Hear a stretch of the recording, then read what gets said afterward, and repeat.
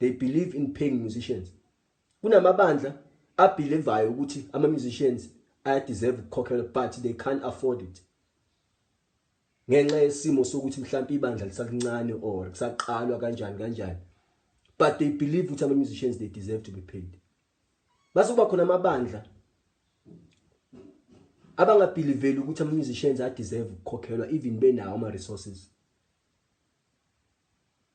Lama dynamics awafani. Kunama musicians asevayo ebandleni ba decide ukuthi mina ngiyaseva la kodwa ngifuna ipayment. Base kuba khona ama musicians abiziwe ukuzosebenza la ebandleni. Ulandiwa wa recruitwa kuthiwa woza uzosebenza akalona ipart of ibandla. Akaze la ngizoseva usemsebenzini uyasebenza. Because it needs a special skill ukudlala keyboard. It's years of training ukudlala ama drums. So it's a special skill. That is why you recruit umuntu ukuthi ezodlala. Awukazi uzwe ukuthiwa ku recruit umuntu ukuthi ezopakisa imoto.